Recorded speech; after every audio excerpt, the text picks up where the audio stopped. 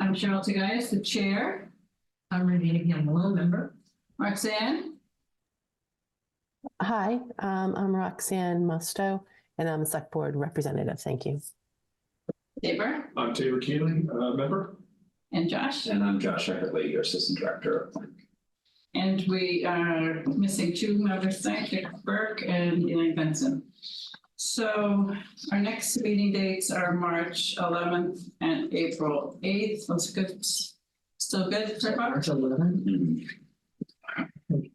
We went through this last. We went I'll be able to do it. Okay, so I think we did talk about that because the first night everyone done, right? And then April 8th, March 8th. March 11th, and then and April 8th. Yeah. Okay, and then if we want to look further ahead into May, 6 or 13. the 6th or the 13th. Is there a conflict for anyone? May 6th. Cheryl? Yes. Hi. I wonder if we should wait on that only because you have town meeting coming up in May. Oh, okay. So maybe we should at least get those dates first. Can we decide maybe next month on that for May? Okay, thanks, Roxanne. Thank you. Okay. Approval of the meeting minutes. Josh circulated them. Did anybody have any amendments to propose? No? Okay, then I'll take a motion to approve.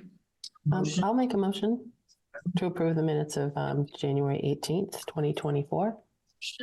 All right, given we have a hybrid, we'll do roll call. Roxanne? Yes. Regina? Yes. Tabor? Yes. And Chair, yes.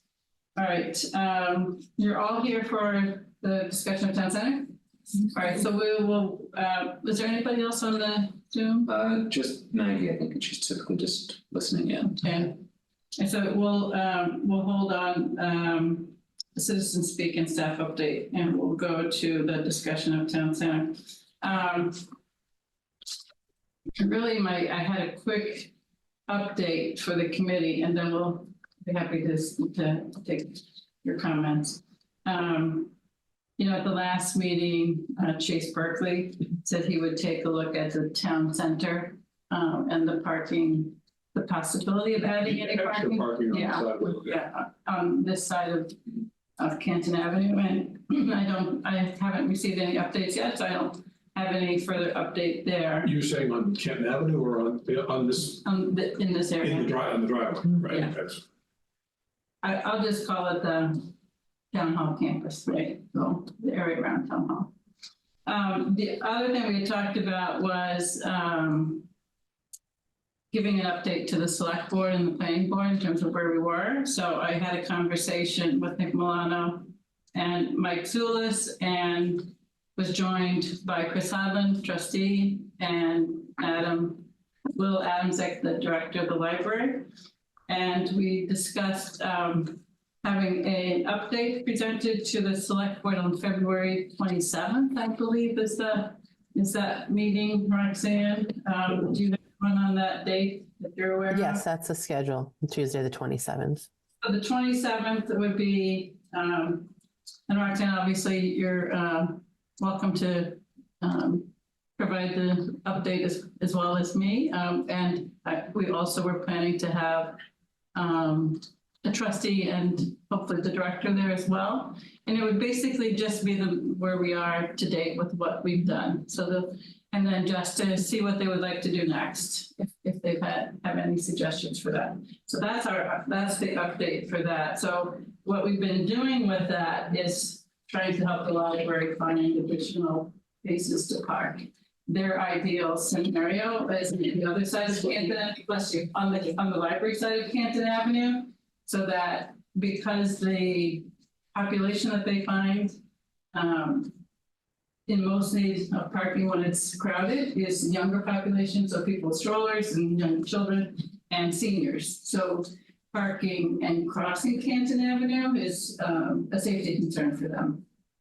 So also you may have heard that crosswalk has been something that we've discussed quite a bit, which would be approximately at the, if you can think of how it slopes up coming from Reedsdale, We had an engineering firm take a look at it, and DPW is now taken over, kind of to get a crosswalk put in. We asked them, and it's really in their court though now, whether it would make most sense for safety to have a button that can be pushed so that people could cross, at a, have safety, people don't drive.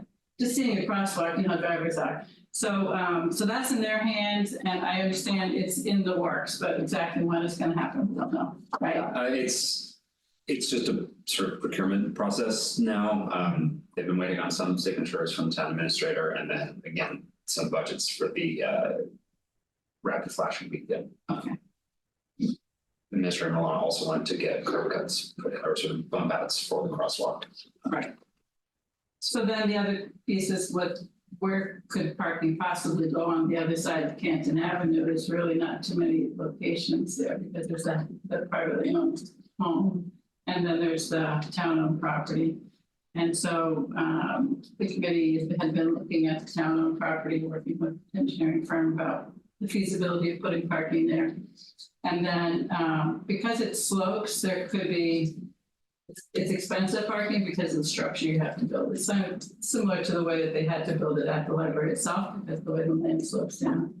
So there was, so some of what we've talked about is it makes sense to do just parking on town-owned property when there's limited supply of town-owned property. So that would there be another use that would make sense to go above that parking for possibly a cafe at the first level, possibly municipal office space, possibly housing, possibly a community center. It's just really not, it would need further discussion. That's why we would go to the select board about that. But it's just the idea that you would not just build parking, that there's a possibility to share the cost of that parking with another use. Because we did get cost estimates from a professional cost estimator. And I think it was about $85,000 a space just to do parking, about $5 million just to get about 50 or 60 parking spaces. So it would be a fairly expensive price tag. So if you do another use, yeah.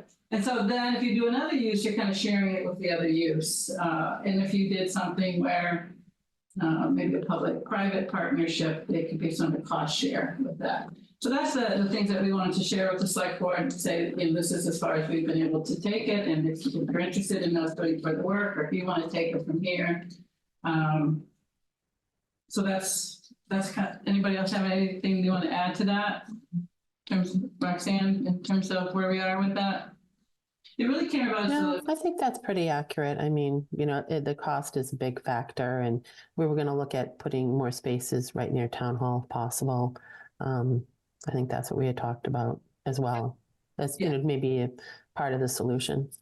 Right. There's short-term, long-term solution to build something structured, probably be long-term. Short-term might be town hall, but then you would lose green space possibly. And the library would we've heard 40 to 60, the numbers kind of shifted a little bit, but they don't have enough parking for particular times of programming. So like in the mornings with children, evenings with the lack of meeting space around town for community, whether it's baseball team or any other non-government kind of place, that a lot of people use the library, so at night it's also a challenge.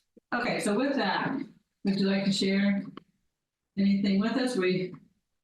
Yes, so sorry, that's to the cost to build on the other side of Canton. The building would be built on this side. Correct. Okay. Yeah.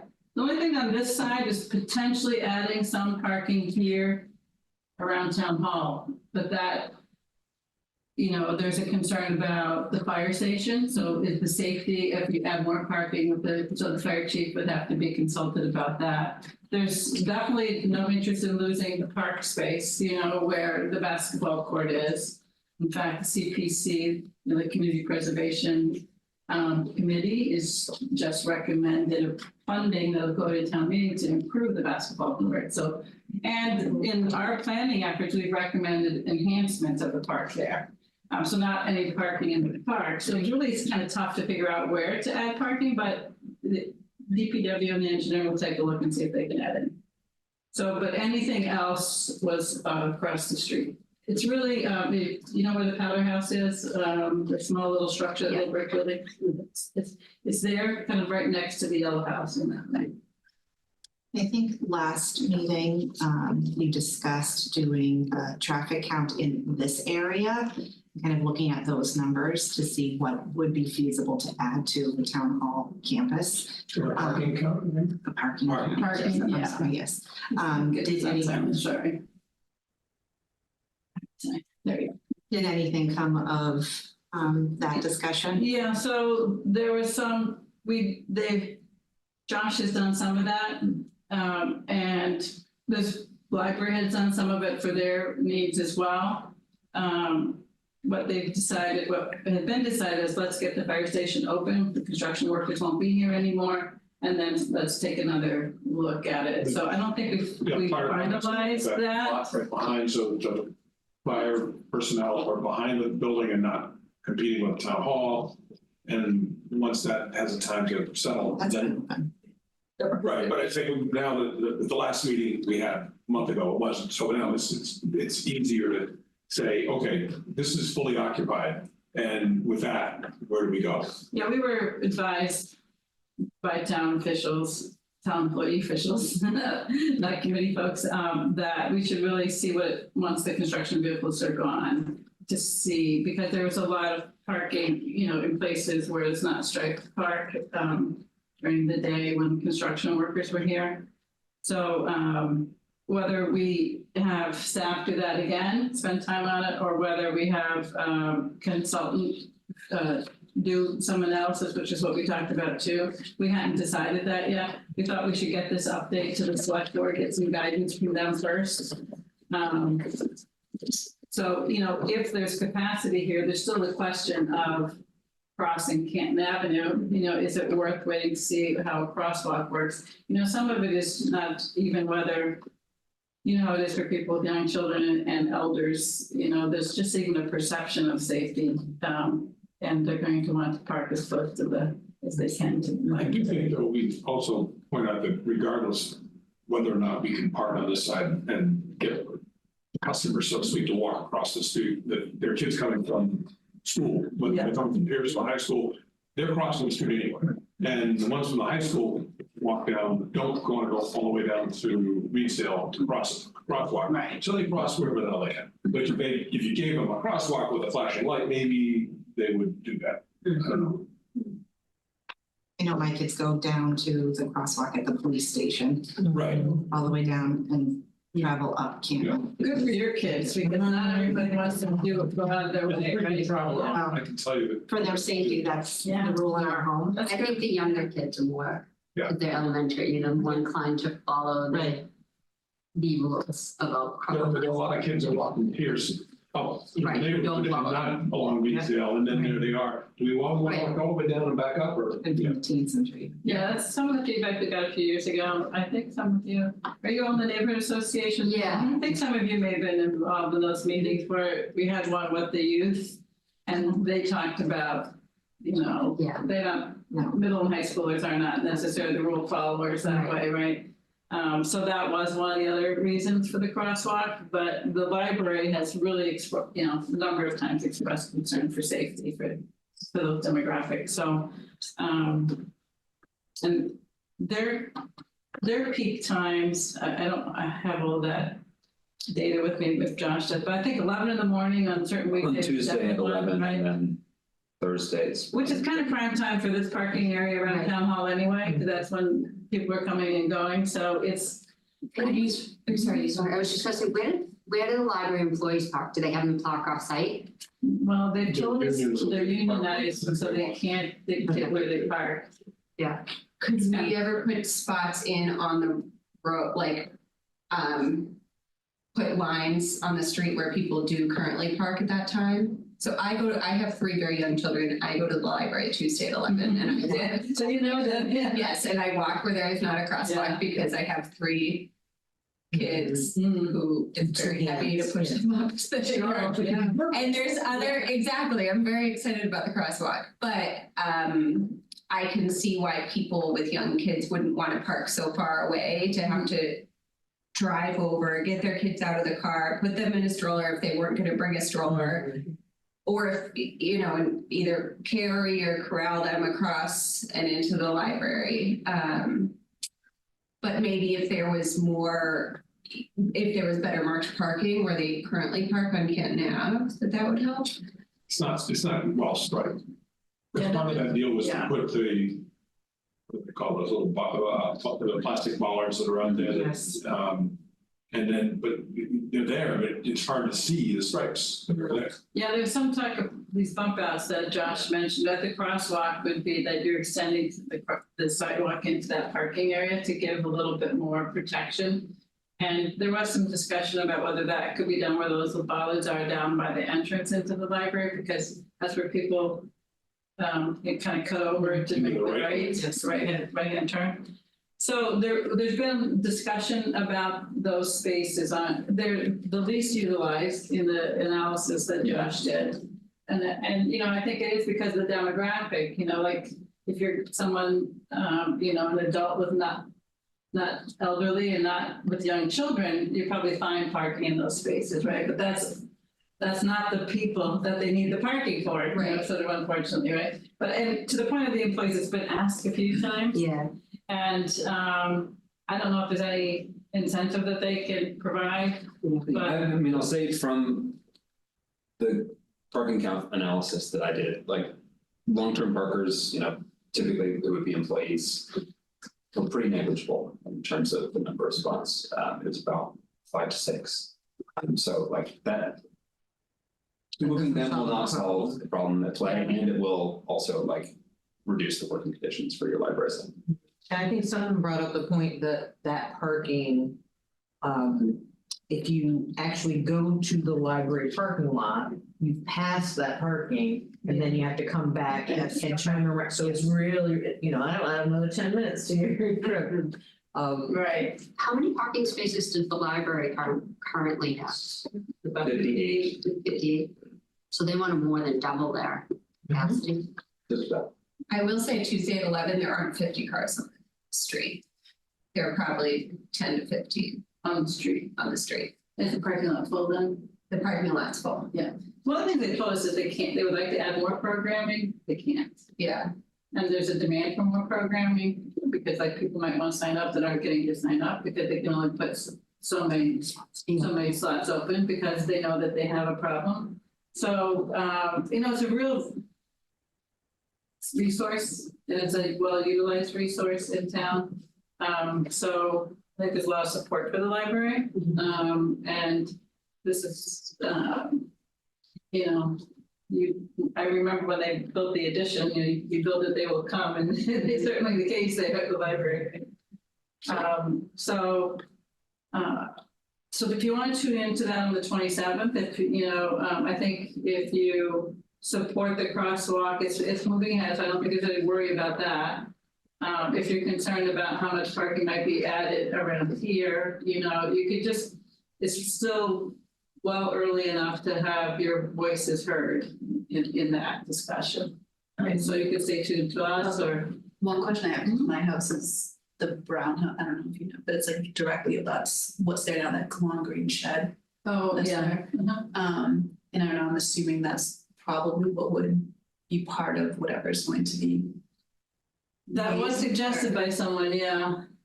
So I was just curious, like what that ultimately what it would look like, the parking that what would actually be people's steps, you know, if that comes down again, then there's the headlights that would, or whatever it is, like that's now directly abuts them. The shed's a nice fence.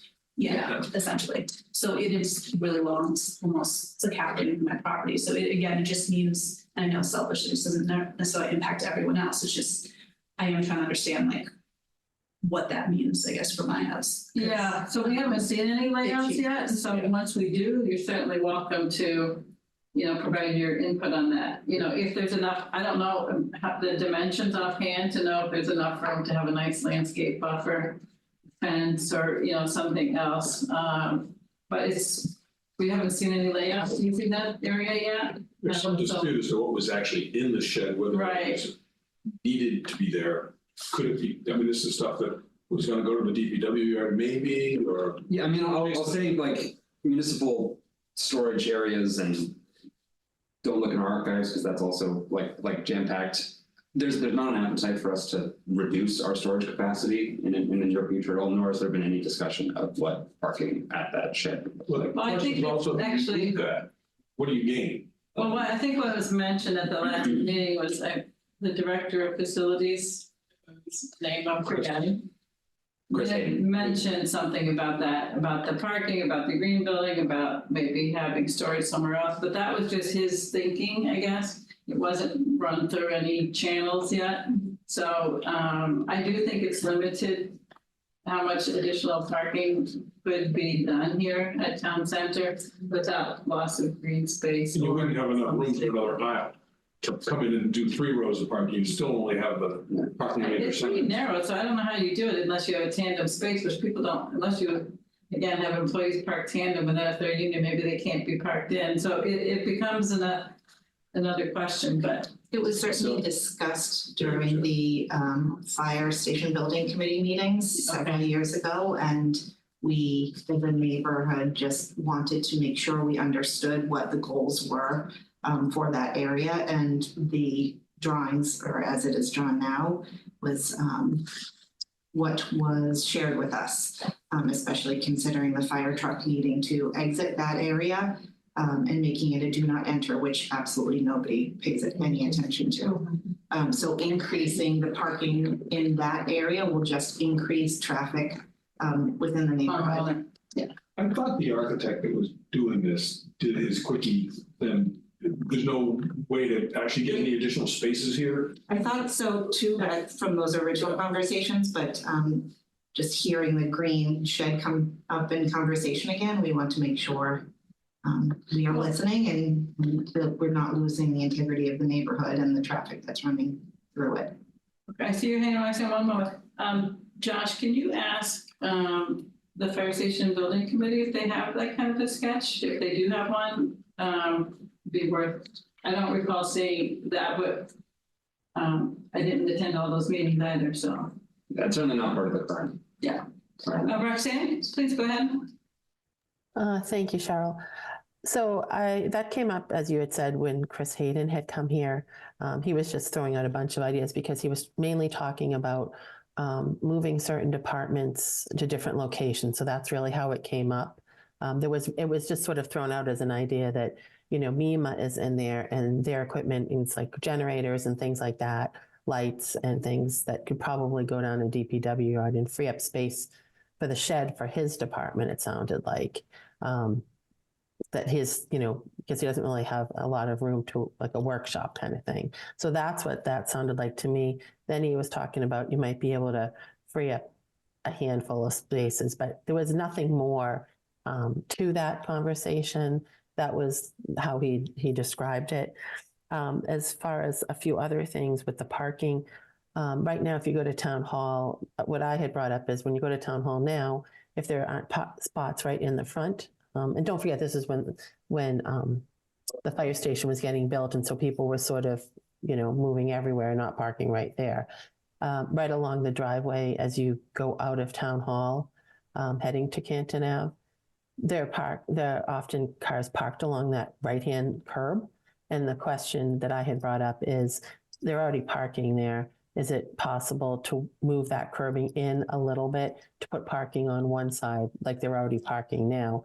That would the fire truck be able to get out? So that basically from town hall up, you might need to bring that curbing out or in, whatever, a couple of feet. It might not really eliminate a lot of green space. And then can you actually do it on the other side as well? And how many spaces, if you did that without really eliminating green space in the middle too much, and it accomplished the goal of getting a few more spaces? And then I had also brought up a question of, can they work with, even in the meantime, work with the church, either of the churches, to see about some parking in those areas as well for people that might use the library. And then with regards to the crosswalk, just important where they place a crosswalk, we had talked about the sun angles and make sure they're looking at that in terms of where the winter sun is, for instance, versus the summer sun, because the winter sun's a lot lower. And if you're coming off of Reedsdale going up the hill, where it's placed, that they just make sure that Beta looks carefully at that with the sun angle. So those were some of the things that I wrote down that had happened at the previous meetings with regards to parking and the crosswalk. I think people were certainly supportive of many of these ideas, but these were some of the comments that are important to consider. Thank you, Roxanne. Thanks.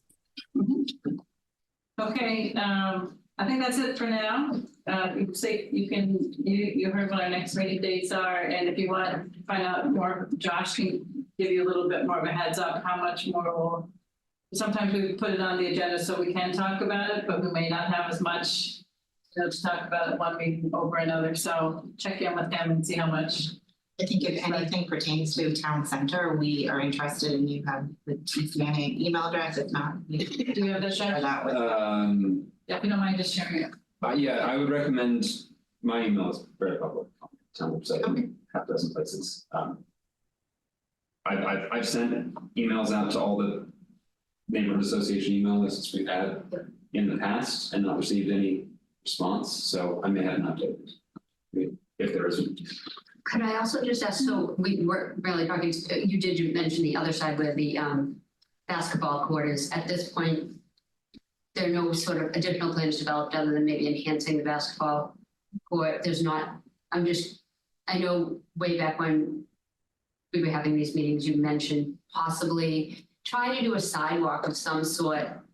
I understand that that's supposed to be in the fire station project, but. It was on one of the original plans. Yeah. Yeah, it's just stressful as the kids travel throughout the neighborhood. That's one spot where you have senior centers, like leaving the driveway, that there's no place.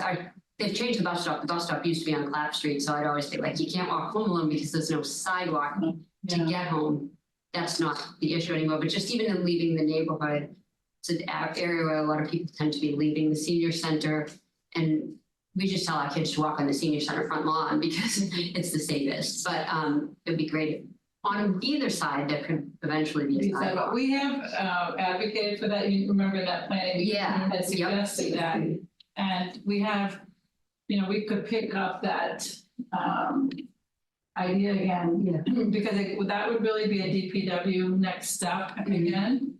And so if you're interested in having us, work with you with DPW on that, I think it would be fine. That's one of the implementations, just like a crosswalk was. Came out of that. I wonder if with the repaving of Walnut Street, that was the only street that within our neighborhood that was not repaved because of the fire station project, they would incorporate a sidewalk into the repaving in that sense for the safety. And then I think next week is the fire station building committee meeting where they are discussing landscaping. So I don't know if the sidewalk fell into that. When that meeting is, I might want to attend that meeting just to see where that is too.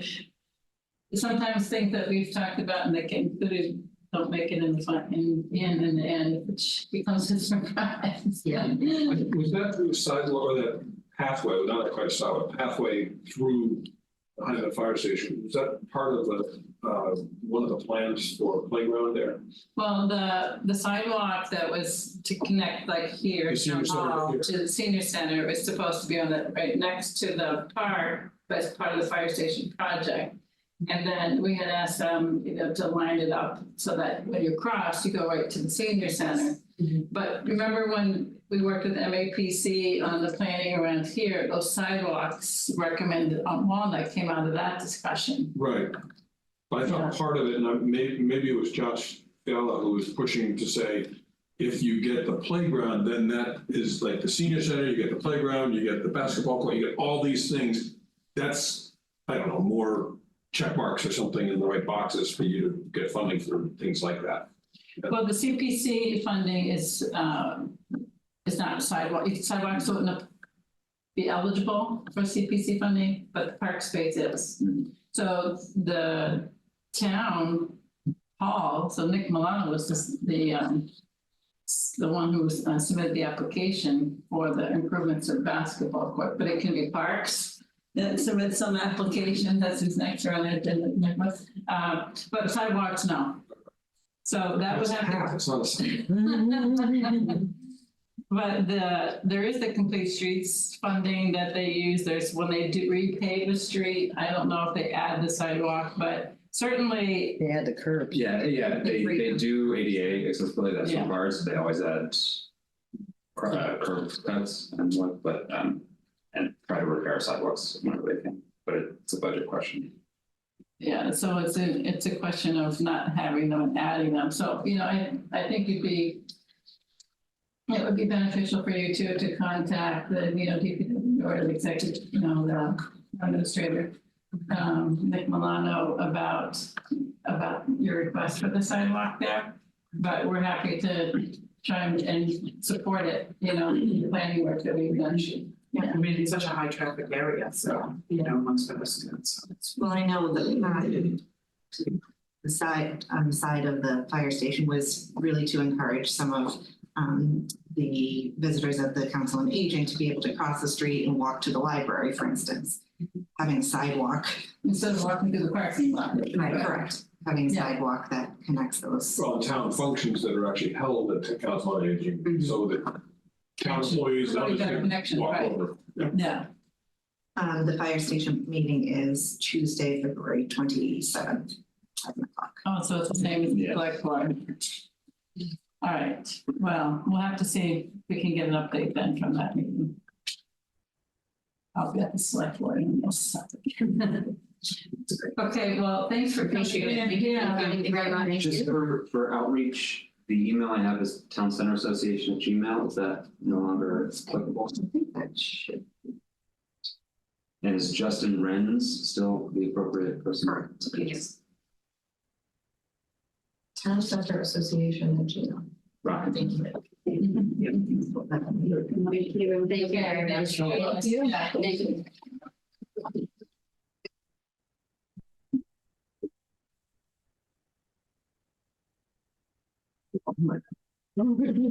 Spread out. Welcome to a proper chair. Yeah, I'm going over. But welcome, Winston. Table.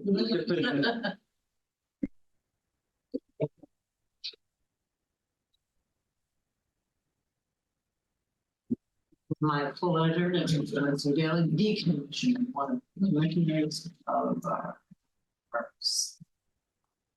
How are you? Good, good. Thanks for coming in. Yeah, why don't you go ahead? Winston Bailey, Parks and Rec Commissioner, and kind of Chair. So I can Great.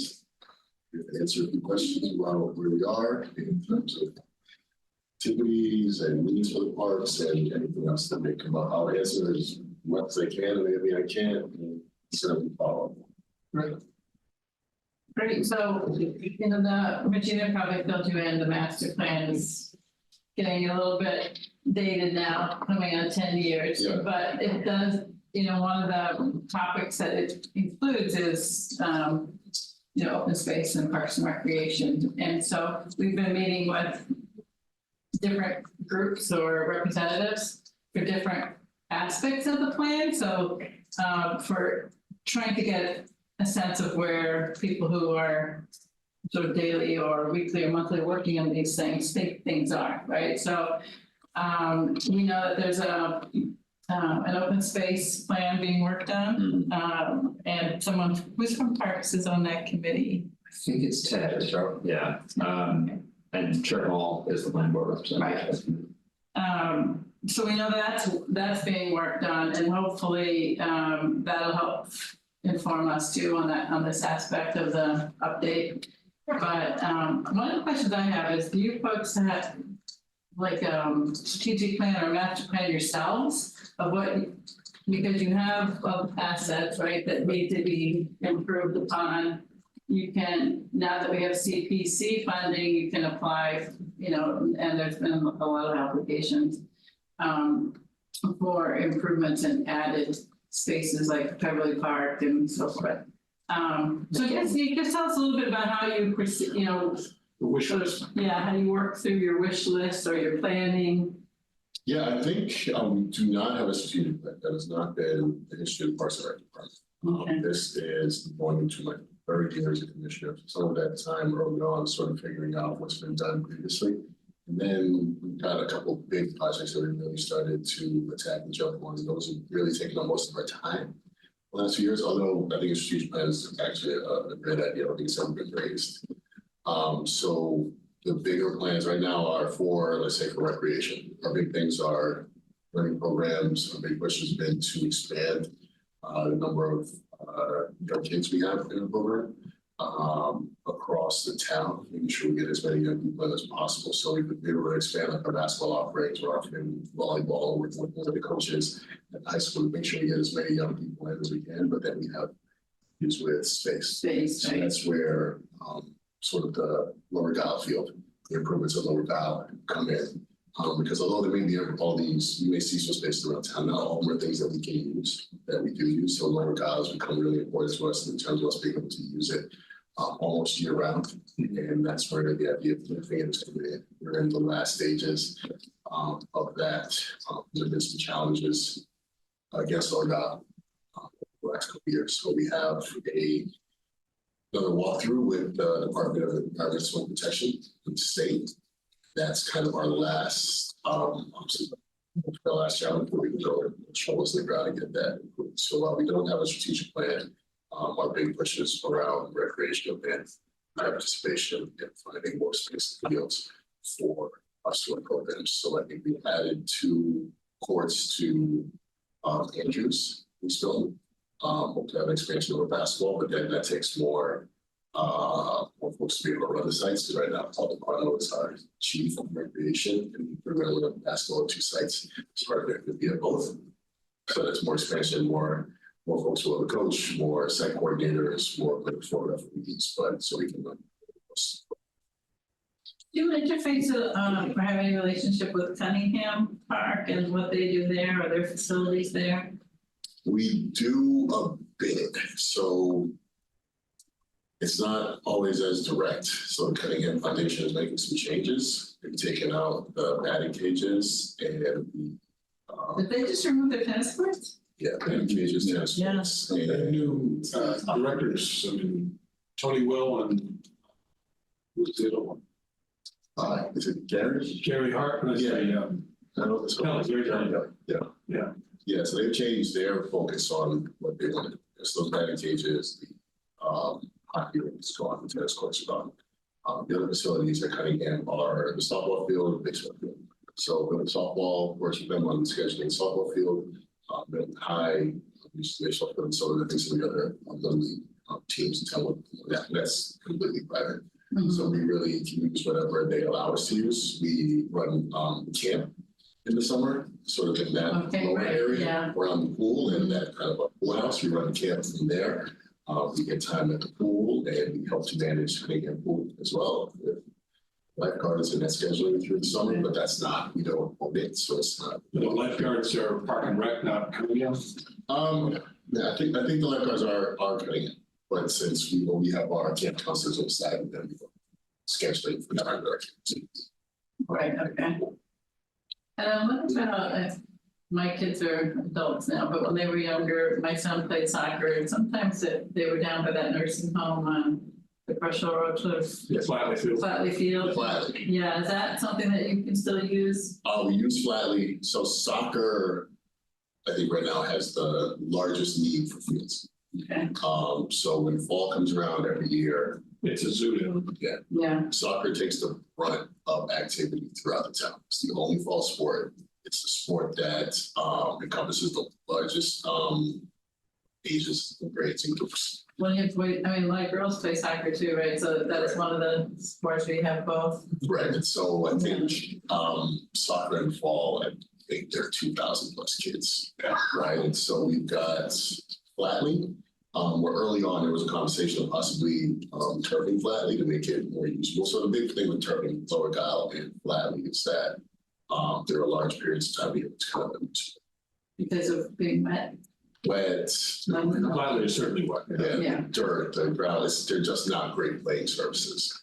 It's hard to line it, it's hard to maintain, right? Anyone who's tried to do their lawn and understands how bad sort of our ground is in terms of maintenance. So there was an early conversation about that. And I think that's very much pending the town's appetite for the turf field after we go through Lower Cobb and see where that ends. So Flatley, Kelly Field, Andrews, previously used Holton's a bit. I'm not sure that's as popular as it was, because Holton's is also, we don't own that one because that's maintained by the state. We went out to the state a few years ago about the conditions of the softball. You see how pull the rug right out from under you and say, oh, it's close to that. Right. So we don't Yeah, have, it's all rocks. yeah, and also not agree. So what about like the place, this little park, little green space right here by town hall next to the fire station? Is that something that there are some places that are under parks jurisdiction, right, but they're not really recreational. The basketball court is not under Parks and Rec. That's okay. technically the select board. Okay. For no good reason, as far as I can tell. What about like down at Milton Landing with that green space where the farmer's market is? I had heard at one point that select board of parks, and I'm just kind of curious if there's any other things outside of the fields that you're responsible for. There are, and I think I would have to bring Kevin Chrism in to really give a breakdown, like Kevin handles parks and knows all the little spots. He's taking me around everything that we sort of manage. It's a lot of small lots, a lot of them almost not much use for us. So at Milton Landing, we do control that, and that's the farmer's market goes to us. To rent it every year. That's about as much as we can do. Even for the little kindergarten 3-on-3, you couldn't play them enough. It's all boots and Yeah. So not enough space there. And then it said that place out there is not ours. Peverly is that was my go-to when my kids were whenever I had. Is that under parks, Beverly, right now? yes, Okay. and I think some of them was I'm making it just for playground. Yeah. Okay. So so we have, and then at the high school during the fall before baseball and softball starts, we're using that middle area is used by JV soccer, field soccer uses that in practices. So some of their town games, and those are the main fields we use for soccer. Then there's some Flatley and then another one down 138 that they use. I think we used 152 their field a bit, and even those fields are not great fields. So I hate to bring up Lower Cobb as sort of being a hinge point in our usage, but Lower Cobb would allow us to run soccer across football. It's kind of awkward. 0.52 is not either. So there are some sports where we are actually running them outside them because we don't have the space to run here. So is that some of what the open space committee is looking at? Josh, you know, like what kind of needs there might be for additional recreational space? I don't know what the findings are from Westman Sampson at this point. And primarily the work is inventory rather than recommendations for sort of future use. I think a lot of it is also tied not to the active recreation side of things, but to conservation lands. Because the Conservation Commission does not have an excellent inventory of what they own. Okay. Did anybody look at the Shields Park over on Elliott Street? Right across the street from Shield Park. Meaning that sort of grass area. Well, the baseball field is there. Yeah. Which is great during baseball season, but I'm talking about for those small. You're not going to get the sixth grade and up, but the lower kids. I got kicked off of there plenty of times when I was trying to get my little kids, and baseball coaches would come in. You can't play here. That hasn't come up. Maybe historically this happened before. So Shields is pretty much just been baseball. We've never had my time we haven't had requests for soccer to run sort of official games and practices there. Maybe every now and then you may see a parent or a coach that brings some kids out with a little soccer events and they'll do something there. But it's Shields once baseball season starts is essentially it is packed pretty much Thursday. Right, it was the fall kind of season. I was just trying to squeeze in. Yeah, I haven't seen no soccer out there and they haven't asked for it. So maybe from their estimation, maybe it goes something, they haven't. It's not it, but yeah, it's not a lot of space. So it does have that raised area in the back, which means that, the kids, probably it's like they all go into the pond or the lake in the river. Well, and having a place that's sort of more natural play outside of organized sport, right? I guess is what Shields might be, not the field itself, but sort of the area around it. The area around it, remember we looked at that, For whether they housing. were, yeah, whether housing might work there, but, all right, so then for your funding, you folks go for capital funding requests like for Lower Dial, right? So that was one of the capital. So is it part of the reason for the turf is maintenance? But is it because it's hard to maintain with the amount of usage that you need it for?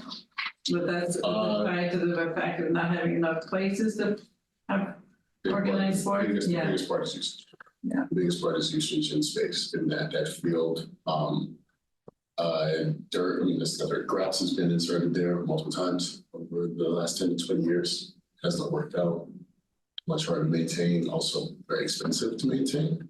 And it also just hasn't been successful. So once football gets there, August through October, it feels destroyed. Yeah. We've got a few hundred kids, I think that football is from 6th to maybe 9th grade. And they're at practice every night. And so it makes it pretty much unusable for all of the other sports that we'd like to run. With turf, we have the ability to buy the multi-use, and then also it doesn't get beat up. And then we don't have to shut it down. So with grass, we have to shut it down almost 6 months out of the year. For reseed and maintenance. With turf, pretty 9 to 10 months. I live up near the high school and I walk down Guile frequently. And there are times when people are parking in the grass a lot, I think around that lower. Now, when you've looked at the, Parks and Rec looks at the usage of how many fields there are and extending the usage, do you feel there's adequate parking nearby the back of the high school there for all the fields when they're in use? Unfortunately, no, but I think that's a problem we have across all of our fields in terms of adding parking. The remodeling of that lower field really changes the entire facility. So we're changing the walkway, changing the lighting, changing the speakers. There's supposed to be stadium seating that goes up a bit for that field, right? It becomes a much sort of nicer area, but there is less parking. So we require folks to park up in high school, which I think there is adequate parking. There's plenty of parking. Go They just have to in the walk. high school and walk down, but the 3 Even minutes. the soccer players, I walked in and there's 2 blocks. Walk the 3 They wanna minutes to get get down. It's like people who want to park right in front of the gym instead Yeah, right. of walking to the gym, right? I did some of that outside right now. There's a few things going on, and folks like, I'm just leaving my car. Just go in the building. So that changed, and I think some of that space on the hill where people now throw their car is gone. So it's the option of just like throwing your car outside. Yeah. All over as attractive to what the field from that look like. So you gotta walk 5 minutes. But maybe folks start walking their kids over in general. I think a lot of spaces in the are. It is walkable. Roxanne, do you have questions or comments? Just a couple things. One is, how do they handle kids that can't afford certain programs? I know in the past they've had some programs to help defray some costs, and I know that there's Milton Residence Fund and things like that. So just wondering what the process and how you do that, and are there any things that you wanted to expand upon programming wise in a different sport, or and I heard that you're going to have some kind of an inventory with Weston and Sampson of all of the open space. So I think that is actually a really good thing to get first, so you can see what you have available. Because I also had heard at one point that there's a piece of land, I think it's down near on Truman Way down, that there's like basketball courts or something at. That's actually Milton. So I don't know if you know anything about that as well. That's very sad. So, Commercial road. we were maybe relevant, and I don't know necessarily, but we were looking at a potential stormwater mitigation project for potential capstone project for one of the local universities. And there's that section of town-owned property near the top of Russell Road, that triangular parcel. Mhm. That historically, like 1993 or somewhat, had a basketball court on it. But when they were creating the Neponset Greenway and putting in the multi-use path there, they took up the basketball court, and now it's just grass. So there may be some pad remnants from that, but there's not an active basketball court on that parcel. But I'm not 100% if that's the same. That's the Milton parcel. Yes. Yeah. Because I think the DCR parcel that's up further with the building, at one time it had a basketball net. It wasn't like a court, it was just a park, it was right at the end of the parking area. Which I don't think is still there. So, See over down that same square, right where we met on the river, where Brush Hill Road comes up and stops at the little parkway and to the left. On the left is that brick building, and there's the DCR building? DCR building, there's a parking lot, and in the back of the parking lot, there's a canoe launch going into the river. There was a pole there with a basketball hoop on it, but I don't recall when it disappeared, but it used to be there. There is some town property along the river, along, what's that? Sorry. Oh. You could watch the green, but But yeah, but this is the plans I was able to find. My computer's dead, but that showing the Greenway path and that rectangle where my mouse was where the pad used to be. the river's up on the top. Yeah, so this is the river. This is Truman Parkway. So the inventory, sorry, did you want to comment on? I was gonna answer a couple questions for us, and so Thank you. in regards to costs, I do not know the time where we've turned a kid away or a family away around costs. I mean, we have enough in our budget to scholarship a young person that needs to come in, and it hasn't been an issue over time. We've also worked really hard to expand our programs, particularly basketball, which is one of the most popular in terms of getting more kids in, more young women in, and also more of our students of color in the town that are participating in this higher rate as we'd like to see. So like basketball, building outdoor basketball, I think we've added almost 200 young people in the last year and a half. We've added more divisions for young women. That's been our biggest area of growth. But then it also means that we are at the high school from 8 to 8 on the days that we have basketball. We're again considering doing 2 sites, but it requires a little bit more people power in terms of getting folks at both sides to get over it. And then those are really long programs. The indoor program in the fall that goes inside, that's had some growth as well, but because we're inside the field house, there are a few more courts, easier for folks to sit. And so that's been really successful as well. In terms of programs that we'd like to add, we're really working with the coaches at the high school to help us in leading that. So because we need people with knowledge and expertise to run some of these programs.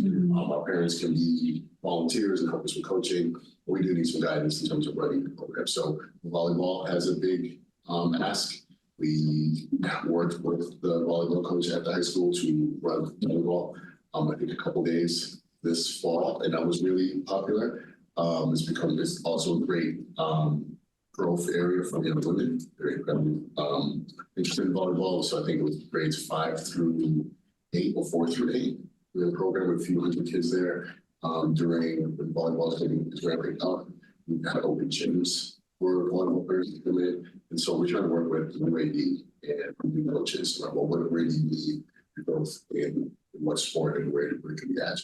It's going to be in the summer where we have camps for basketball, baseball, most of our lacrosse, both other sports. There are other places throughout the year where we can have those same camps or opportunities we can start and learn how to do it. Basketball easiest. We are at the schools. Every school has a gym.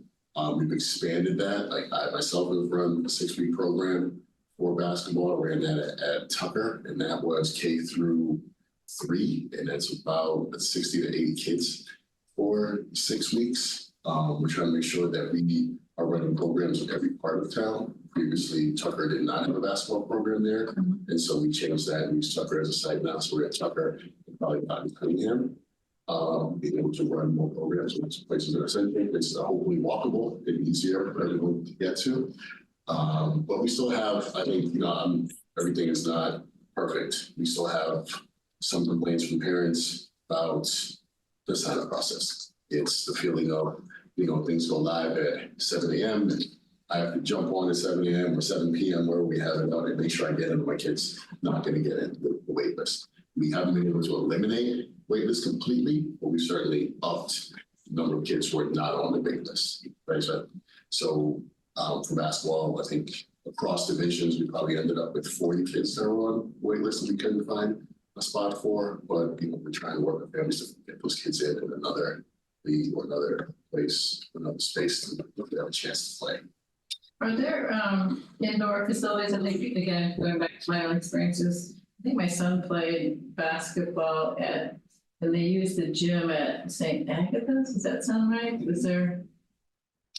They didn't have it at the time, also. Yeah. But now it's St. Agatha's running their own. Oh, okay. Right, so there's this weird mix in town of like what the Parks and Rec in town run Okay. and what's being run by individuals. So St. Agatha's has their own league that they run. Okay. And I think that's mostly for younger students, maybe even like fifth grade or younger. It stops there. Yeah. And then there's Metro, that's the kind of travel. They run their own program and they're at certain sites throughout.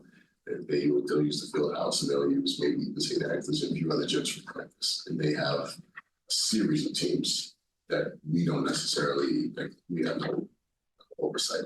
I think folks confuse a few of the things that happens that those are not programs, so the private programs to do further. Like all the soccer is, that's most of it's travel. That's all travel and it's Milton soccer. But they're using it. What about Yeah. Curry College or Milton Academy? Milton Academy has been a pretty good partner. We use their fields when needed, mostly for soccer. I think a few other sports, but even though the Academy fields aren't that big, but they have been open to us using the spaces. I don't think we've had a lot of those, and so we use it. And then Roxanne, you had mentioned think about the open space planning and Josh, you had said that right now it's an inventory.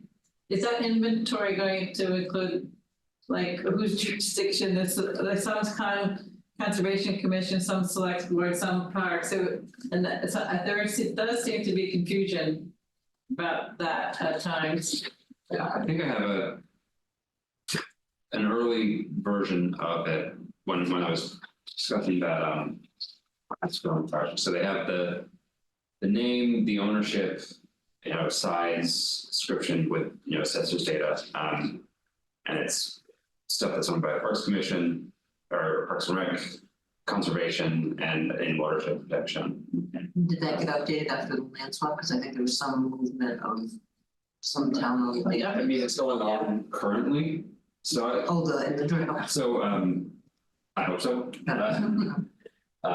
And then, what is state-owned open space? Because we have the most percentage of our town, of any town in the Commonwealth, is conservation. So it'd actually be interesting if parks actually did an assessment, if, you obviously don't have enough space for programs you'd like to run. Just like the library we were talking about before, they don't have enough parking, so they can't run as many programs as they would like. And so when they get this space analysis or inventory gets done, it might be something where they can dovetail into what your needs are, whether there's anything available. Yeah, I don't know if Parks has had, this is the first time you hear about Yeah. Samson inventory, so it is possible for us to at least see it start, make sure that that list is in line with how we understand the ownership of everything. I think there's a lot of confusion to that. We get ideas from folks who talk to us about land swaps and changing and who owns what, and then very few people really understand what falls under what jurisdiction. That's right. So Yeah.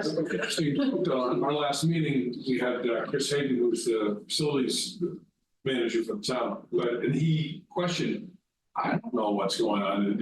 Suddenly there's band practice going on. There's this, and he's looking at various spaces within the school buildings as to who's taking these things now. It's kind of questionable is who actually, remember he was talking about who actually controls the schedules here? Yeah, there's no. And he's new, so he just is asking all the questions, but that might be one of those things where it would, as you say, dovetail right into, well, what about the field house? Who's using it when?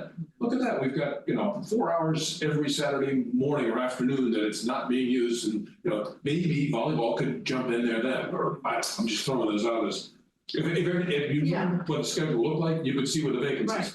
Well, somebody ought to be obviously managing that, probably the schools manage theirs, right? There's probably various people managing different pieces, and it's not a master calendar. Well, that's what he says, like, somebody has control over this little closet where all the stuff is stored, and I can't get in there, and, there's a lot of trying to keep oversight out, but. It's the same idea as having shared parking up here. You have limited resources in the town, and if you've got to know if it's not well managed and you know what's available, when something's gonna be underutilized at some point, right? Because somebody's not gonna know that it's available. And the other piece of it is some things get rented out, like you said, for other sports, and there might be a source of revenue that's used for, let's say, schools use that revenue for some part of their budget. But it would be good for, that picture to be painted so people did fully understand it, because maybe there is opportunity to fit. Yeah, I think that speaks to some of the scarcity of the space, or maybe that's the idea of scarcity in terms of, we have a new athletic director that's managing the field house and setting that schedule, but then he's also partnered with Parks and Rec because we're running programs there for youth, but then he has to schedule his practices for each time. And then within those practices, then there are people who are renting from him, like Metro Basketball. So like Metro Basketball is renting during the volleyball season. So then does Metro your president, or does volleyball your Right. president? Does everyone understand that? Exactly, yeah. I think in those pieces, coming in and saying, okay, everyone runs this, and there's no real public space of like public to really see the calendar of who runs what. It's just each pocket of knowledge is held different. Right. Yeah, that's, I mean, there's always been like church rental on the auditorium. Right. It's great, nobody's using it. Yeah. And so you have a second church. Well, how come we can't, and so it's all great when it's vacant, but Yeah. as soon as it gets occupied, there needs to be some rationale for it. And even to the field, I think, if you think about just to go back to soccer, and soccer and some of the other spaces have kind of turned different pockets of grass into a field. So soccer practicing behind Pierce, that's not really a soccer, right. right? But it's what we Rugby have. played there too, right? Rugby, Yeah. It's just, it's a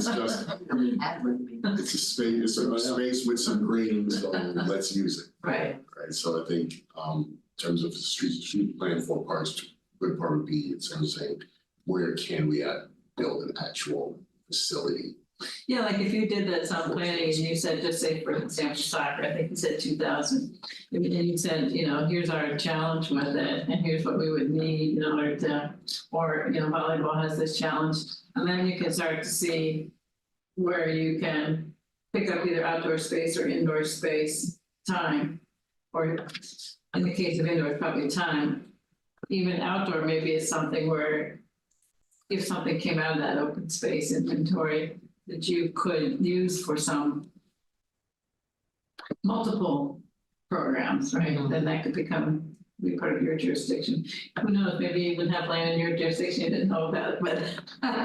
Speaking of that, it also seems like you are the representative from the Parks Commission on the Open Space Planning Committee. That sounds good. So No, we don't need a lot. you don't, but that's the team who's doing the inventory work. So you should. The time, years ago, I took Ken's place, I think we met once, Yeah, and that was kind of years ago since we. Yeah, I see. Yeah, only 4 agendas and haven't met in about 6 months. Yeah.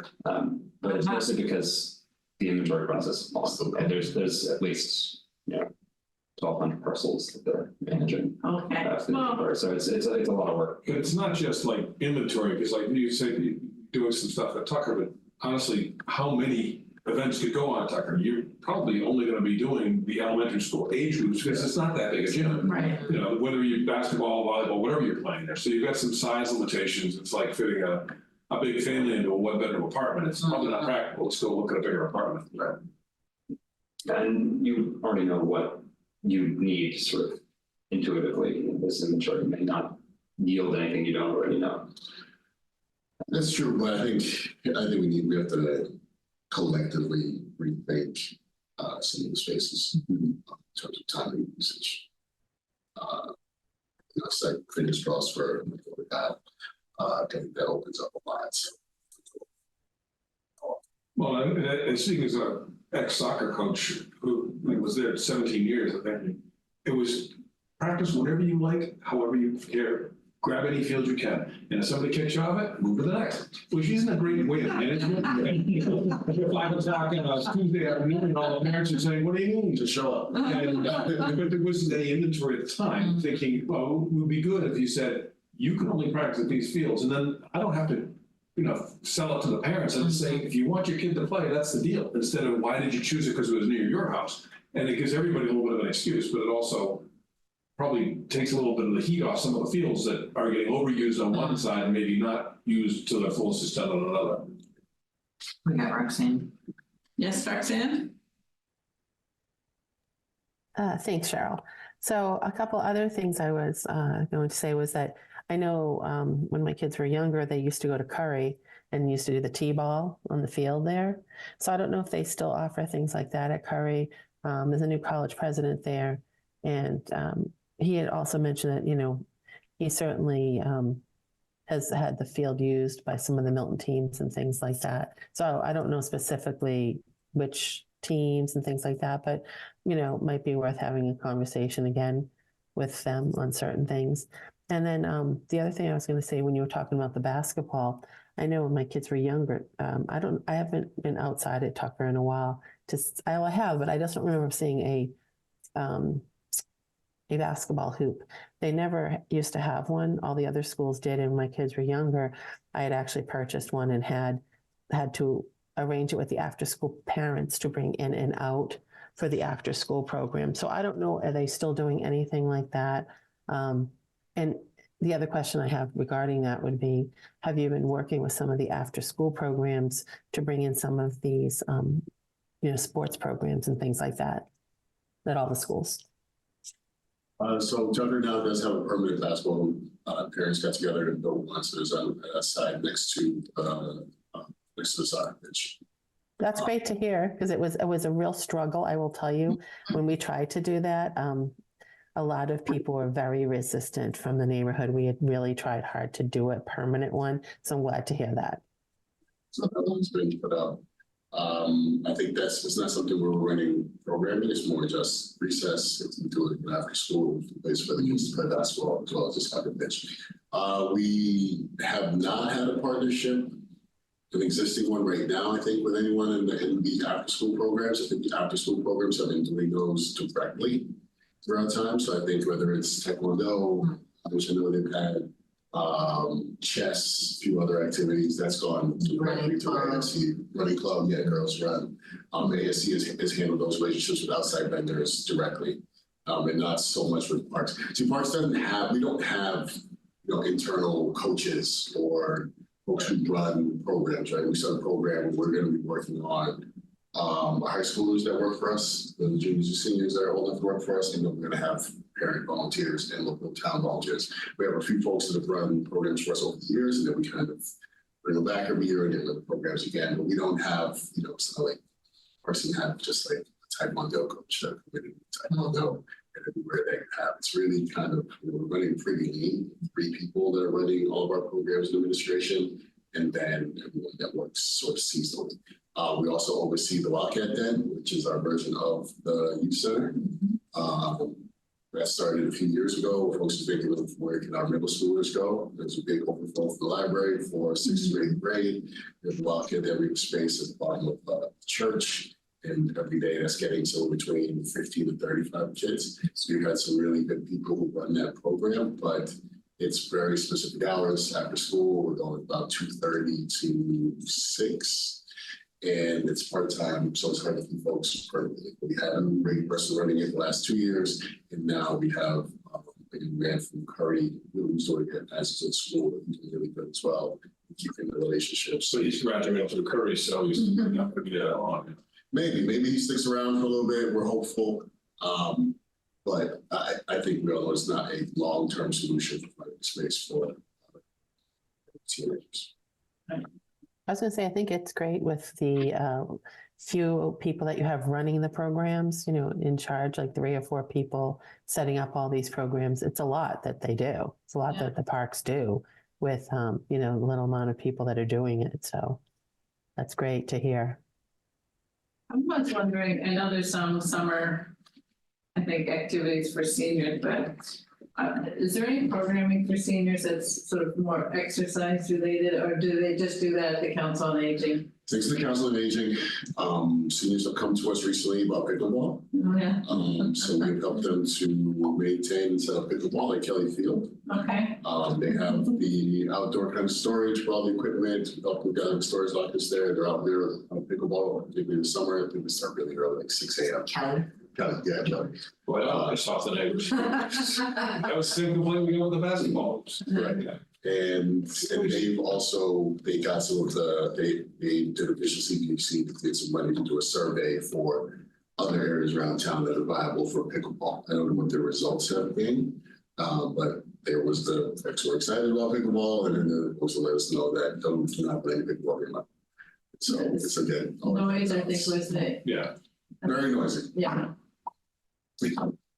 Especially in Kelly where it's pickleball and then it's the hockey rink, and so it's just a bunch of things that are being knocked back and forth. Sports. right. So, that's. St. Mary's has land across the street though, right? Oh, yeah. They have a field there, not really a field, but No. like a lawn. All right, anything else for Milton? I think that was it. I think you covered. It's pretty good overview. Yeah. Great, thank you so much. Appreciate you coming in. Thank you. We'll have. Thank you, Regina, This week for- on Lower Dial, and then we have our commissioners meeting the day after. See, sure. Keep in mind a wish list, so. Yeah, I'm gonna bring that up at our meeting on Thursday. Yeah, so what we're gonna do is summarize each of the topics that we've organized. Yes. And so if there's anything that you want us to think about including in our recommendations in our report, because our report's really going to be, we think these parts of the master plan need an update. Mhm. And so if there's things that you think that you would like for us to include in that report, let Regina know and she'll bring it to us and. I think the one thing I would like, and this is not, it's not specific, but it's an idea around, we need some sort of committee around putting together like a collective view of how to use space. Great recommendation to put in there, yeah. Yeah, I think some of the issues we have is that, in Milton, what I've come across is we deal with a lot of one-off things that over time get kind of embedded in what we do, and then they no longer fit.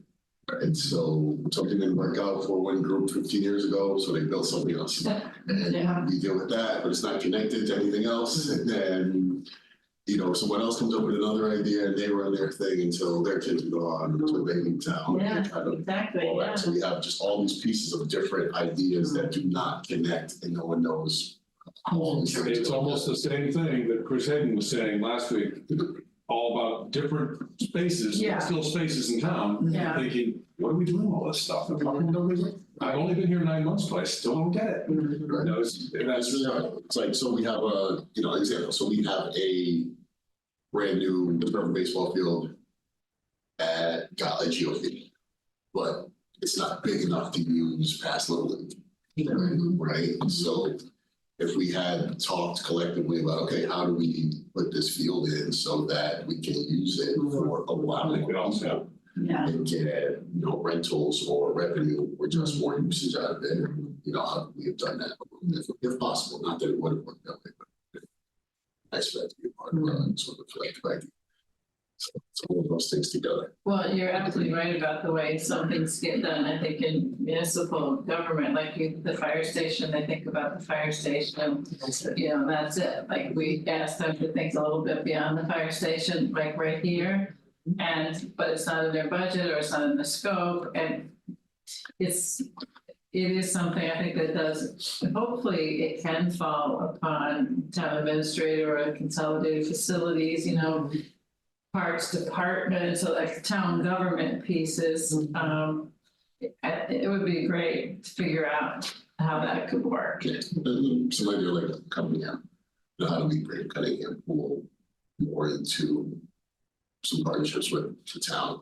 Mhm. In terms of, you know, how we will in the summer possibly our teams, right? Does anyone past the age of like 12? This, right? Do we use it for a team programming? Do we use upstairs, we have a bowling alley and all the good spaces? How do we kind of put this idea together about using every resource that's here? Because we've lost batting cages, we've lost we lost a tennis court. If it wasn't being used often, I don't know what's going in there. I'd love to know. But give kids another outlet to go to for recreation besides the woods. Yeah, well, For sure. good luck with that. There are kids out there that is not their thing. And I think it would be great to be able to give them. Well, even with specific asks for Curry or Milton Academy, because, you know, there's the whole payment in lieu of taxes program where part of what their benefit is use of facilities in lieu of paying more taxes. That's select board. Bringing it back up to Roxanne's point, I think I will double check to make sure I have this correct, but I think Curry is pulled back a bit in us using their facilities. This new president's got different ideas. I don't think we have access to those Curry fields the way we used to in previous years. I live over that way and I drive down that Bradley Road with the lights on and everything else. And I used to see little kids down there playing, you know, in the fall or in the spring. It was the youth lacrosse or whatever. But all I see is Curry students now. Yeah, I think that's been pulled back and that Curry's not allowing us to use their facilities as they once used to. Might be nice to tell the select board. Well, it always comes up because you look at the budget and with how much land we have that's not taxable. You know, there's a lot of it. So that's still not usable. Yeah. Yeah, Curry's been a battle for years. I'm probably as bad or worse than Plum County. Oh, all right. Okay, Well, thanks, anything? All right. Thank you. Thank you for your time. All right, great, thank you. Thank you. Thanks, Roxanne. Thanks. Okay. Can't get over how much similarity there was with Chris Henry. Well, I always come back to this idea that if you had a campus for a university or a company that had multiple sites, you'd have this consolidated facilities and they would be managing the whole, you know, And thing. And we don't have. But leave the parks department to run the programs. Yes, but there would be some oversight of and understanding, we have these assets. And these assets are under this purview and here's the person you contact. I mean, on a very simple example, it's like conference room in some places, right? You have to book a conference room, right? And maybe they block out a certain amount for each department, right? For these. But it's a booklet, it's a whole planner, like there's not enough. Is a physical plan. Yeah. It's not done with pencil in the select board office, like. It's very hard for people who do not have like an official staff person to get over and to lean. and sometimes you book it out 3 months in advance, sometimes you have to book it out 3 days in advance. That's how you end up in the paper room, or on Thursday I have to manage a committee in the keys room because there's space in the end here. But that is I mean, if you were running a hotel like this, you'd be bankrupt, right? I mean, all your rooms have got to be occupied to a certain extent almost all the time. And we're looking at the fields that are probably like Flatley, which is getting overused. And it ends up being a sea of mud versus other fields that maybe aren't, where they could be used more. And then I know because I was always just said, find a spot. So they do it with the soccer. I'm sure they do it with the football, lacrosse, and everything else that I never coached with. And I'm sure. And there's no reason there can't be a digital calendar for that stuff. Right, and somebody to oversee it saying, and I think it's a little bit much to ask the Parks and Rec to manage those things when they're trying to manage the actual programs that are going on too. I think that's what we see it across municipal operations, is that what staff capacity we have, which is markedly less than peer communities, is already overburdened with managing its existing workload. So even common sense upgrades and efficiencies add to a workflow that's already overburdened. Right. Right. Well, I think that could be it should be noted anyway, right? So I mean, at the end of the day, the master plan is not about saving money, or it's about making the town better for everybody, and at what cost, and, Well, we exactly. don't necessarily have to spend money on it, but we should know. I mean, I think like residents, expect that if they're living in the community, that they, having access to the library, having access to recreation programs, having access, to the extent that things are available to us, like Cunningham Pool, et cetera, right? I mean, it's,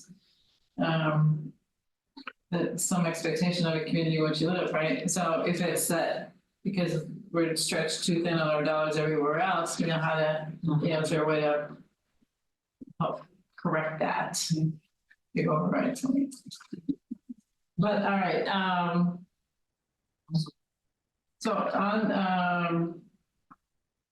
I just wanted to make sure so we don't lose track of this annual report because it's due.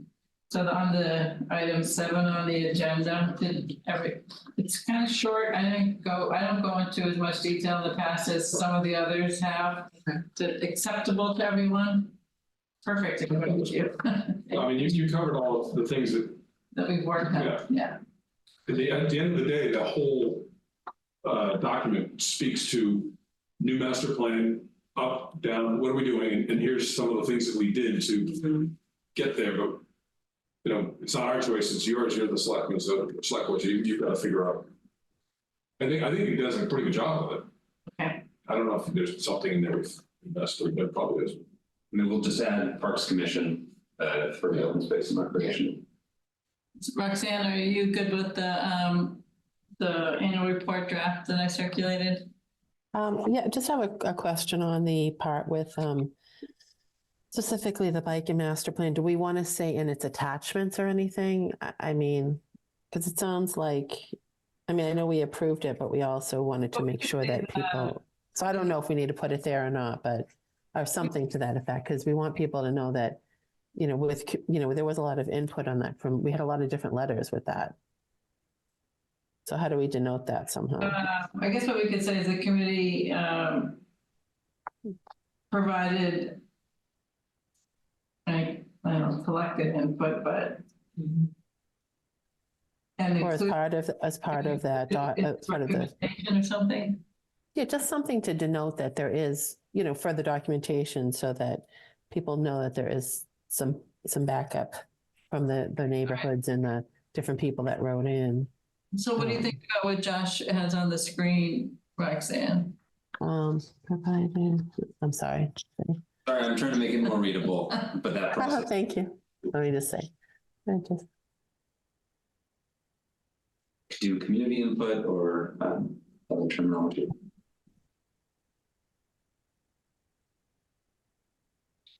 We could say Welcome community input or Was it for? The committee collected input. yeah. Okay, that's good. from stakeholders? Okay, community input, I think is fine, yeah. Yeah. Just because I just want to make that a way that people know that there's some, there's a lot of input on that particular item. Do we think it needs to be more than what I put here other than this? Because the report itself sort of stands for itself, all of the backup is included, and I didn't feel like it needed to be repetitive that way. I think it's too much longer, you're gonna risk. Right. Yeah, you just as long as it's denoted somehow. And I don't know if there's like an asterisk and then you have it as a, at the end that there's all of the documents or something, that's all. Actually, we could put is it available on the town website someplace? Yes, it's on plans and studies on the planning board. So can we just put that here? Yeah, put the link there. And that will have all of the backup data. Yeah, Yeah, it's that's all all attached to it. That's perfect. Thank you. Okay. And then we'll add, what's the official Parks Commission? Park Commission. Parks Commission or Park Commission? They're park commissioners, serve on the Parks Commission? I think so, that's right. Okay, so we'll fill that part in. And All right, so we don't have to technically have a vote on this, but I just like to share with the committee before. So if we're all consensus on it now with the amendments, then I can submit that. Josh, do you mind sending it to, or you can submit it for me? I'll send it to Lynn. It's Okay. due for Friday, but I Yeah. can send it tomorrow. Okay, great. Did you get any input from Dick Burke? I know he's not here tonight. I wonder if he's looked at it or he could look at it and give any feedback if he wanted to before it's submitted. I'm just thinking he's been at all the meetings, you know? My understanding, He said he was available, but I don't know if he commented on it. this is for fiscal, thinking for fiscal 22. It's just the timing of it, You probably had the right one. Well, unless you send him, I'm just thinking if you send him the change one that we just did, Josh, and just said, we need to have final comments if there are any, and then you could always circulate it if there's anything else that he wanted, I suppose. And I just feel like if he's been on the committee, it would be good to see if he had anything to add. Oh, and Elaine too. Oh, and Elaine, sorry, I totally forgot. For both of them, actually, you know what I mean? Like, they've been here, so it would be nice if they had anything they wanted to add or elaborate on. Maybe just send that updated one in case after this we think of anything. I don't know. That's fine. The only problem is we won't all be able to really have a discussion of it because we don't have time before it has to be due. If it doesn't need to be voted on, can you and Dick have a discussion offline? Is that not legit I guess he can send it to Josh or and then. And there's Elaine too, so, if Dick just said, these are the things I think you forgot to mention, and that's it, there's no discussion, it's just one way. Okay, that's fine, Yeah, yeah. I can send out the revised version in the morning, if town hall's open. And then without confirming, you can just respond to me with any additional edits. Right, okay. That's fine. All right, so, on the next, on our recommendation, I guess what I was thinking, and we spoke about this briefly before, is that everyone would start drafting their part.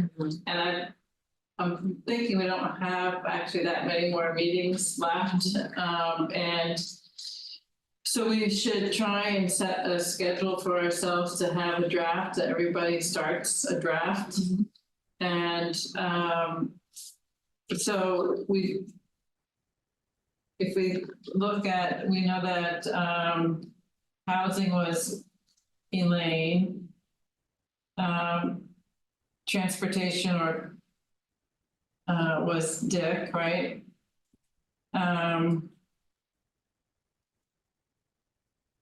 Sustainability wasn't really, so Warren was economic development. And Tabor, you were Historical and. historical. Roxanne, you were town facilities, right? Housing too, affordable. Yes. Yes. And then you were just open space and rec, Virginia, so that, but those, all of the, so we had E, the equity and inclusion, which is not really like, someone Right. had the, topic and sustainability. So I asked Josh if he would take a crack at the sustainability one. And I will take the economic one, I'd be happy to take a stab at the equity, yeah. okay. And the open space, okay, great. Didn't Warren have somebody like that? Yeah, they presented, but he didn't write the report. Oh, I'm serious. Yeah, it was Joe Prolovecchio and Jay One.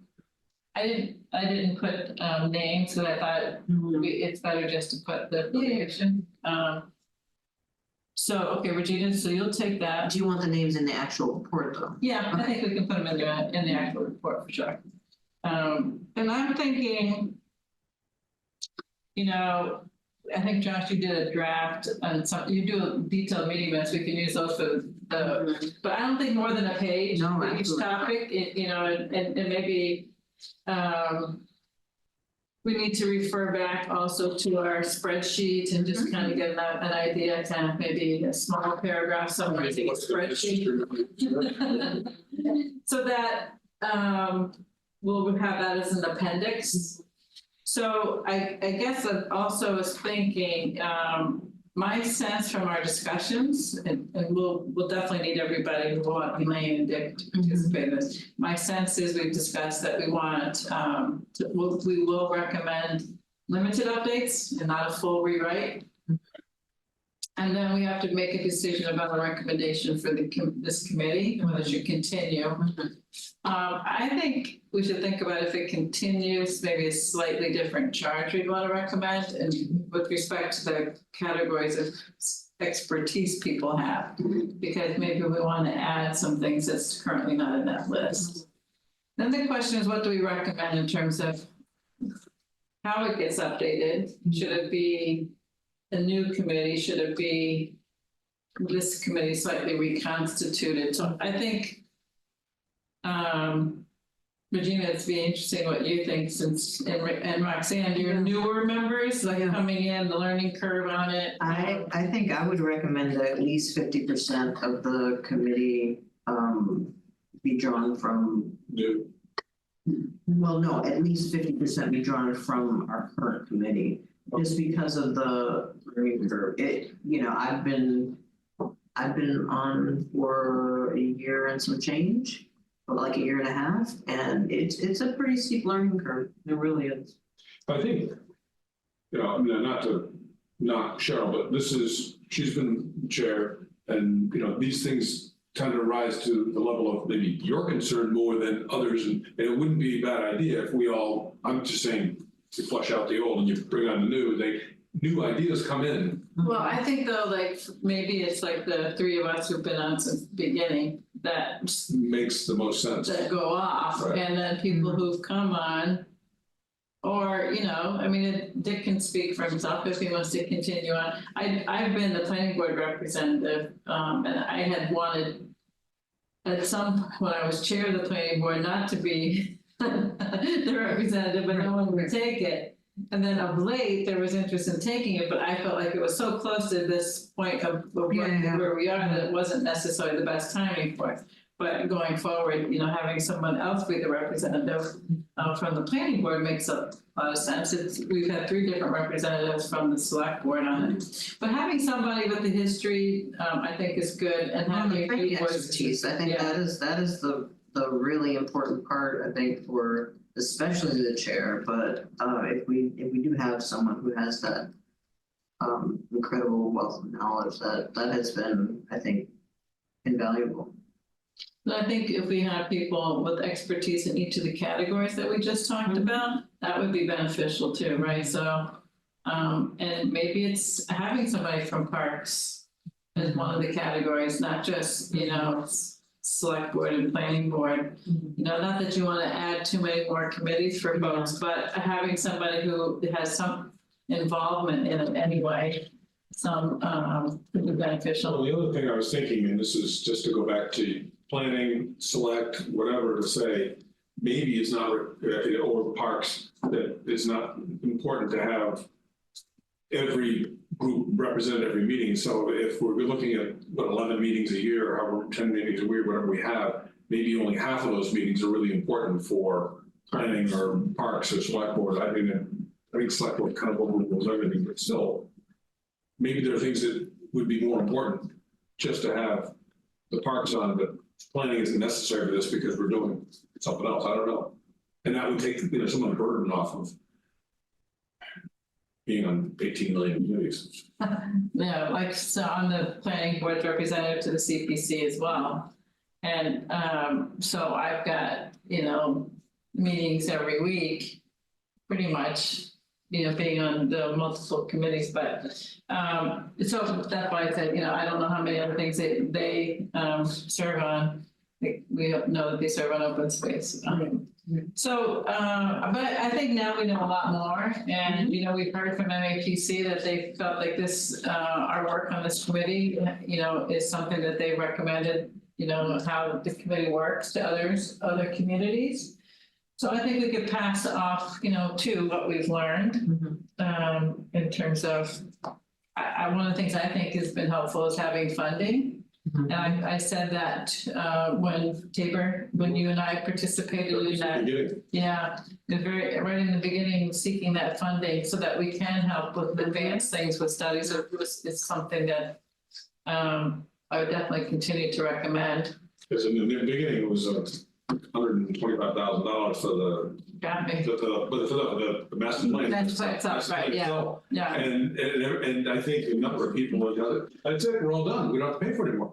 No, that's not the start, and then you have to maintain that, and that's this committee to do traffic studies, to do, whatever, Landing studies. It takes a lot of time Here, and money. Yeah, it's not I something. think just having oversight, like if no one's responsible for it, Exactly. that's where the things can kind of go to die. One thing that's interesting is that we touch on so many things, Oh my gosh, because the yeah. plan does. And there's, like you hear, others like focus only on a smaller piece of it, and not that we focus on them all, but kind of hearing from them all, it's kind of like the warrant committee where they hear all the budgets, and get a sense of, oh, I see Roxanne, go ahead. Yes, Roxanne. Thank you. The other thing I think that's important though is that the communication, because I think that there is sometimes overlap. One hand doesn't know what the other one's doing. So I hear what you're saying that, we're sort of the big committee, but I feel like we, does everything that we're talking to the library. We're talking to this group and that group, and I get that, but some of it has to go through planning board, some has to go through select board. So we do have the reps on there so I think that is important to have the reps there. But I think the communication has to be there too, because, it's just part of the process. And I also wondered with some other towns that do this, once they do the whole process, I'm not sure if they renew their committees, and if they do, for how many years at a time. So that's the other thing is, this was an initial plan, so it was a long process. And then when you have to tweak and adjust your committee, the process in the master plan, is it like an ongoing thing all the time, or is it something that you do every couple of years, that you have a committee for 2 years and then, you know what I mean? Like almost like an ad hoc. So I'm just wondering what other towns do. I don't know if we have any feedback on that. I'm just sort of curious. Just to speak a little bit to what other communities in the TRIC MAPC sub-region and some of the other sort of peer communities across the Commonwealth do, they don't typically see their committees have a lifespan in the way we have, but there is a sort of set cadence for recommended plan updates. So I wouldn't anticipate setting up the sort of follow-up committee to have a sort of end date, but have regular reporting dates, say on a 5-year cadence or a 6-year cadence, depending on your tenureship. Yeah, I think out of all those towns, Milton's the only one that does have the implementation committee running forward, and they all had an implementation to start. That was, I think it seemed like it was done within a year or two. The idea of this committee came out of the plan and from the consultants. The recommendation was to have this committee, and that the language that went into the warrant came from the consultant. So that was the planning consultant at that time, and it was because there was a lot of concerns. You will remember, Tabor, about sitting on the shelf because that was a Jimmy Fallon quote, right? And the investment that was made into it, I think the people who worked on the plan wanted to make sure that town meeting felt like they got their money's worth out of the plan, that it was not just going to sit there, because that's a lot of money, and it's supposed to guide the town in its decision making. That's what it's there for. And ideally, it would be managed maybe like a strategic plan under the town administrator. And if that's something this town administrator is interested in, then and having this committee, only have another year to kind of get the update done. I'm fine with that as a recommendation too, because that's really where it should fall. we didn't always have that support in the past for that, so, David, you're shaking your head. I mean, considering how much we've accomplished, Yeah, there's no way you could have said, well, 18 months you'll be done. It's- Yeah. We wouldn't have got anything done. yeah. So I wouldn't exist. that's probably, And so I think, I was gonna say, it's just good to know the history of, you know, it and what other places are doing and, you know, that type of thing. so I know on the zoning, that part of it, it's supposed to guide. You really should make your zoning and your planning consistent with your master plan. Mhm. So if your master plan says that you should, Increase the number of business districts or. make, take your business districts and study making them mixed use. I mean, that's something that it's in that plan, it's something that the planning board and this committee worked on. It says in there, increase your housing options, it's to look at ADUs, look at great estates, so when it says look at those things, it's, you're supposed to sort of follow up with those and use those as your guide going forward, and that's why it should be updated. Remember, it hadn't been updated since the 1970s before this update. So without wading into the hornet's nest that is the MBTA Communities Act, would that fall under a recommendation to update the master plan given I think so, yeah. given that legislation, regardless of how the vote goes? Like, there's gotta be some aspect of the strategic plan that addresses that. Well, there's state law, I think you have to address, how that changes your plan. Mhm. Exactly what we would say to it, we'll have to wait and see what comes out of the election, right? But the housing as a topic is a major topic in the plan. Yeah. And there's a number of recommendations in it. And then the housing production plan followed that, and there's a number of recommendations in that the select board and the planning board are responsible for following through on. And, we only get temporary safe harbor to the extent that we are making progress on that housing production plan. And, really both boards should be having that as something, a working Higher committee or a higher priority, because it was the housing committee that the select board put together, I served on, that sunsetted, that committee sunsetted, but that plan's supposed to be every 5 years of an update, and the last update was 2020. So, the institutional knowledge, that's one of the things, when you have turnover in staffing, elected and appointed committees, having a And good even record. hired staff. And, yeah. I mean, the whole thing. The whole thing, yeah, just, having a good record of, this is what.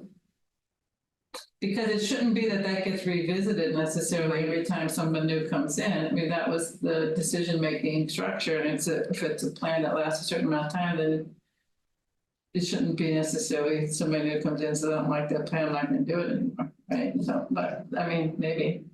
All right, well, I just thought we'd start the conversation, but I really think we need all 6 of us for this, but I don't want to have it linger too far out what we think our recommendation is going to be, so that, and then we need to be mindful, Roxanne, when the warrant opens for a fall town meeting, because I think we definitely need something for the, if we're going to recommend an extension of the committee, that's going to have to go to town meeting, but it would need to go through the planning board and through the select board too. Right? So do you think we'll need to be done with our reports before June 1st? No, I don't think so, but That's all I need to know. I'm Get thinking, your schoolwork done first. yeah, maybe, I don't know what the follow-up might be, suggest whether we'll continue to work on town center planning. So I just wanted to leave us time for that if we're asked to continue to do a little bit more work on that, right? All right, so this, before we go, there's nobody else on the meeting, right? That's Roxanne, Maggie left. Okay, and then, do you have any updates for us, Josh? Just a couple of quasi-relevant updates. A couple of events and news. Cheryl, you're well aware of this, but We did receive a grant award from the Seaport Economic Council a couple weeks ago for seawall repairs at the landing. It's been very clear in the Times that is contingent on MBTA community's compliance, but work at the landing is guided by the 2018 plan that this committee funded. So relevant to your work. Speaking of the landing and sort of upriver, the EPA is hosting their next community meeting at the Hyde Park Community Center. I put up flyers around town earlier. On the 27th? It's on the 27th. It'll be hybrid, so you can zoom in if you want. The topic of discussion will be a mechanism called a community advisory group, or a CAG, which is an EPA sort of staffed official mechanism that their community involvement coordinators utilize for both disseminating information through the committee, through the community, and also receiving stakeholder input. Is there a definition of the difference between the CAG and the CAC? Yes. So there's the estuary CAC, which is a MAPC funded program that we're running with NAPRA to really lean in on all the acronyms and that coalition, that acronym is random, for want of a better term. It doesn't hold a specific institutional weight in the way that a CAG is a defined component of the official EPA sort of superfund program. It's explicitly a part of all the CIC kind of operating procedures. In a past life, I was a superfund consultant, so I helped design the virtual engagement toolkit. So this is my familiar area. And finally, the week prior to that, on the 20th. Wait, before you go to that, so that, are they looking to appoint people to that group? It is unlikely that appointments will happen on the 27th. Okay. But in our response to the EPA's draft community involvement plan, we explicitly requested CAG formation and with a prioritization for either a strong Milton showing on a singular CAG or a subgroup that was specific to Milton residents. I will say, last I was at the Hyde Park Community Center for the last one in October, maybe. I think I was pretty much the only Milton resident there.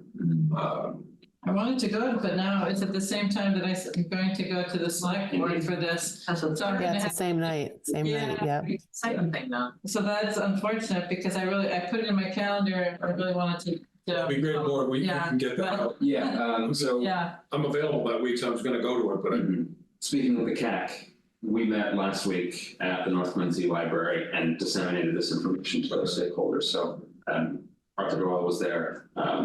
A couple of folks were on Zoom. So it's being publicized as much as we can. No one checks Town of Milton Facebook, but it's on Facebook. In English, Spanish, and Haitian Creole. So hopefully we'll see one. Yeah.